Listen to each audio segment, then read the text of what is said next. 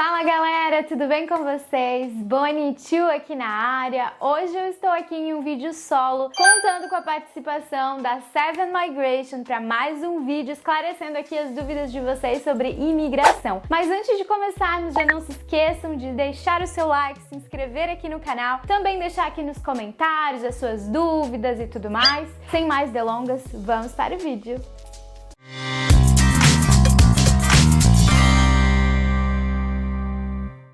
Oi Ale, tudo bem? Oi Jéssica, tudo bom? Muito prazer em estar de novo aqui para ajudar o pessoal com as dúvidas, esclarecer tudo que eu puder. Vamos lá então! Hoje a gente vai falar sobre o visto 485, Temporary Graduate Visa, que é um visto até que conhecido por aqui, né Ale? Pois então, tem gente às vezes que não sabe da existência dele, mas quem tá aqui mais ou menos já tem uma noção que ele existe. Bom, mas vamos lá então, Ale, conhecer o visto 485. O que é esse visto e o que ele proporciona para o pessoal? É um visto que ele é concedido se você estudar alguns cursos. Quais cursos? Atualmente, aqueles que vão te profissionalizar dentro da Medium Long Term List, ou se você fizer uma Higher Education, então um bacharel, um mestrado ou um PhD aqui na Austrália. Esse visto vai proporcionar que você viva e trabalhe por um período aqui na Austrália, que pode ser de 2 anos, pode ser de 3 anos ou 4 anos, vai depender aí do curso que você fez. O mais comum são os cursos profissionalizantes. Esses cursos, com a modificação que o Departamento de Imigração fez agora, vai valer por 2 anos. O que isso quer dizer? Quer dizer que durante esses 2 anos você pode viver aqui na Austrália sem precisar estudar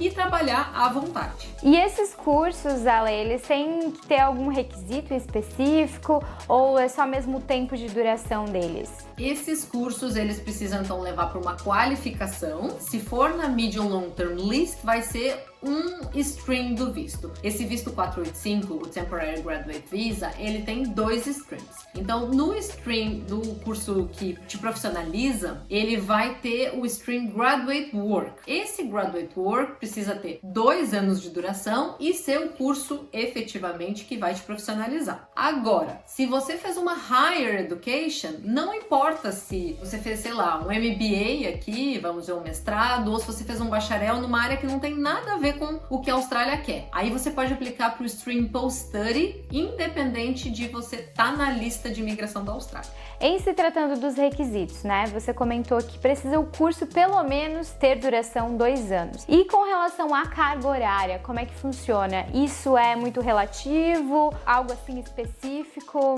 Ter pelo menos a duração mínima de 2 anos acadêmicos. Para fins de Austrália, esses anos acadêmicos são 92 semanas. E com relação à carga horária, todos os cursos para International Students precisam ser full-time. Então, cada escola vai definir o que é o full-time, mas basicamente um estudante vai sempre ter que estudar full-time se ele for um estudante internacional. E quem pode aplicar para esse visto, Ale? É o pessoal que está aqui na Austrália ou ainda aqueles que estão no Brasil? Todo mundo que já estudou 2 anos e que de repente ficou preso no Brasil em função do Covid pode aplicar do Brasil. Porém, a gente está chamando isso de um período de concessão, porque normalmente o aplicante principal e que estudou aqui na Austrália precisa estar na Austrália para poder aplicar. Então a gente está com um período de concessão em função do Covid, mas via de regra, então, quando acabar o período de concessão, a pessoa tem que estar na Austrália para aplicar. E se tratando dos dependentes, Ale, eles podem entrar também nesse visto, por exemplo, companheiro, companheira, tá casado ou de repente numa união estável, filhos, como é que funciona? Sim, os dependentes podem entrar no Graduate Visa e esses dependentes são o esposo ou esposa e filhos, né, se tiver. E em se tratando, Ale, dos requisitos, a pessoa necessariamente precisa estar em um visto de estudante anteriormente para aplicar esse visto? Sim, você precisa estar no visto de estudante ou você pode ter aplicado para um visto e estar no Bridging Visa A ou B e aplicar para o 485, desde que, se você estiver no A ou B, você tenha tido um visto de estudante nos últimos 6 meses. Ale, e tem um mínimo também de aplicações, por exemplo, eu apliquei para esse visto uma uma vez e foi concedido e tudo mais, de repente lá na frente eu estudei de novo e resolvi aplicar ele de novo. Pode isso acontecer ou é só uma única vez e deu? Então, Jéssica, é uma única vez. A única exceção a essa regra é se você for estender o seu visto. Hoje, quando você estuda um bacharel ou um mestrado numa área regional, você tem direito a um ano extra do seu visto do Graduate. Então, nessa situação, você vai poder aplicar para um novo Graduate Visa que se chama extensão do seu Graduate Visa. Mas, se você já aplicou para o seu Graduate Visa, usufruiu do tempo, estudou um novo curso e esse curso em tese te daria um Graduate Visa, você não pode aplicar. Em se tratando de idade, Ale, tem um limite de idade para esse aplicante ou qualquer pessoa pode aplicar, independente da idade? Tem sim, Jéssica. O limite para você poder aplicar para um 485 é 50 anos. Então você tem que ter menos de 50 anos para aplicar para o Graduate Visa. Nível de inglês. Todos têm que fazer uma prova mostrando o nível de inglês ou não necessariamente? Como é que funciona? Não necessariamente. Você precisa ter um Competent English. Isso é um overall. Isso é uma coisa um pouquinho diferente da imigração quando você vai aplicar para um visto permanente. No visto permanente ou temporário, enfim,